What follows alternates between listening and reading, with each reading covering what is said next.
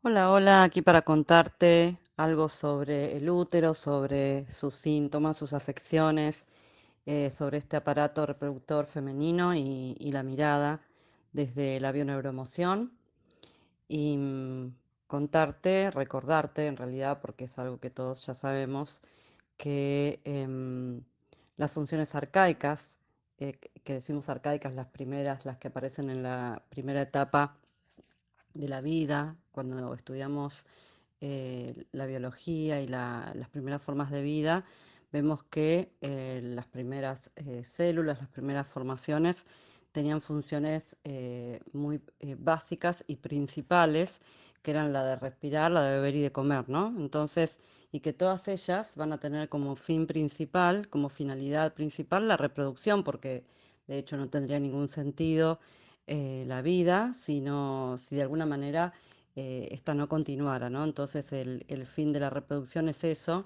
que podamos seguir con esta continuidad nosotros como especie y todas las especies, y por lo tanto la biología siempre se va a enfocar en este objetivo, en esta meta, que es que podamos continuar las especies, que se pueda continuar con la vida y por lo tanto el proceso de reproducción siempre va a ser fundamental. De hecho, hay algunas especies, algunos animales en los que después del acto sexual, de la reproducción, el macho muere. Y entonces también nos encontramos con otras formas de vida donde el ciclo de vida justamente termina cuando desovan, como es el caso de algunos peces. Entonces, podemos decir que hay funciones que son súper, súper, súper básicas, que son estas que hemos nombrado: nacer, respirar, beber, comer, reproducirse y morir. Todos esos serían los ciclos, las etapas y las funciones principales que todos los seres vivientes vamos cumpliendo. Entonces, dentro de lo que es ese contexto, la reproducción va a tener todos estos matices, ¿no?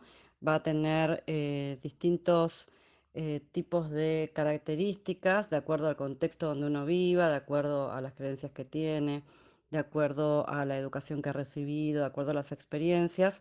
Todo eso va a ir creando, como siempre digo, ese mapa mental, esa información desde la cual vamos a mirar el mundo, desde la cual vamos a proyectar una determinada realidad, y esto también va a influir, por supuesto, en lo que tiene que ver con la forma en la que vemos la sexualidad, la forma en la que vemos nuestro aparato reproductor, en este caso las mujeres, cómo vemos nuestro útero, si estamos conectadas, si no estamos conectadas con nuestro ser femenino, con nuestro útero, con nuestros ovarios, si podemos aprender de las experiencias que vamos viviendo o si estamos cristalizadas y paralizadas dentro de lo que es una determinada creencia o determinadas vivencias que hemos tenido o que han tenido nuestro clan familiar, o si estamos muy influenciadas en relación a algunos conceptos que tienen que ver ya más a nivel colectivo, como cuando hablamos de las memorias de maltrato, ¿no? A nuestro útero, de memorias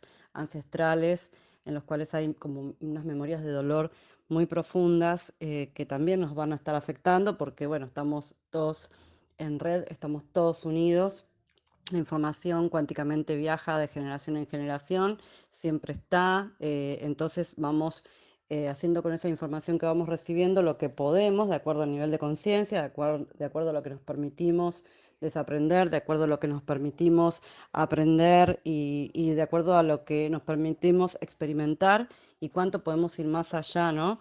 De ese mapa mental que todos tenemos. Entonces, el Tratado de Bioneuroemoción nos dice que el útero está formado por varios tejidos derivados de distintas capas embrionarias y, por ejemplo, lo que tiene que ver con el endometrio corresponde a la primera etapa. Hay distintas etapas que se estudian desde lo que es la biodescodificación y la bioneuroemoción. La primera etapa es el endodermo y justamente el endometrio corresponde a esa etapa, y nos cuenta también que el músculo liso tiene que ver con la capa embrionaria del mesodermo y dentro de esta la del mesodermo nuevo.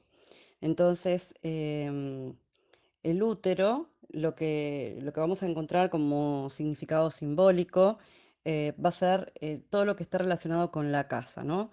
La casa es nuestra primera vivienda y muchos de sus conflictos se relacionan con esta idea.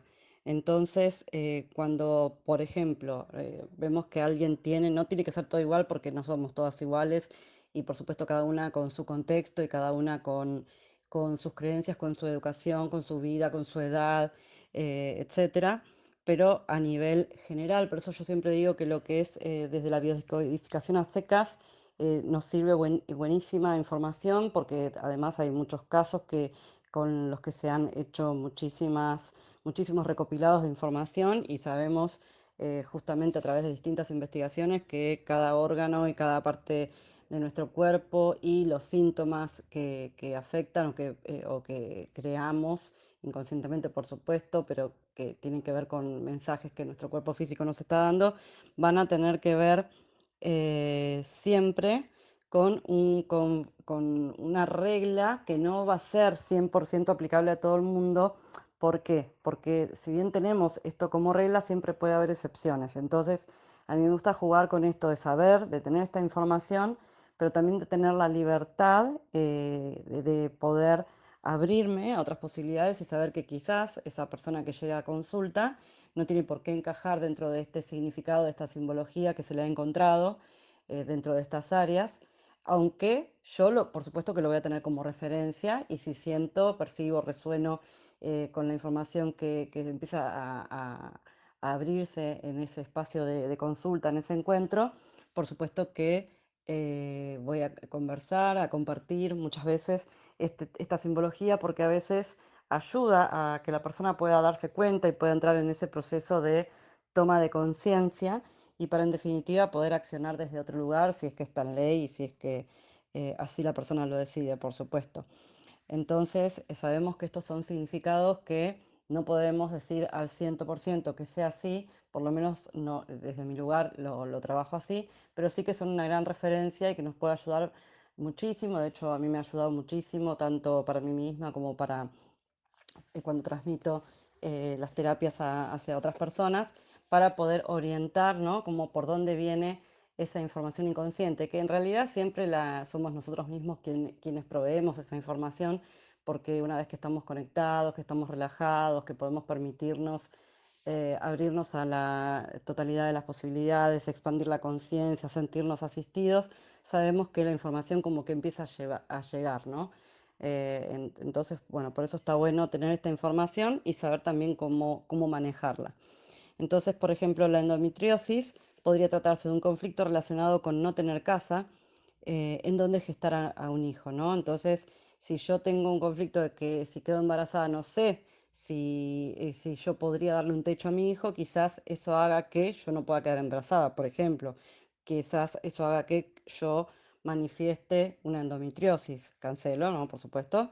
Y se pueden presentar situaciones en las que alguien pudiera pensar, por ejemplo, tengo miedo de no ser una buena madre, no estoy en mi casa, no tengo espacio para mi hijo, todo lo que tenga que ver con el hogar y con el no poder brindarle un hogar, un techo, una casa, una vivienda, una casa segura, un hogar seguro a mi hijo, ¿no? Puede haber también, acá en el tratado tenemos otros ejemplos como los fibromas y los miomas, que podrían nacer de conflictos de una mujer que, por ejemplo, que siente que el hombre con el que está no puede o no debe ser el padre de sus hijos. Entonces, bueno, eso entra, ¿no?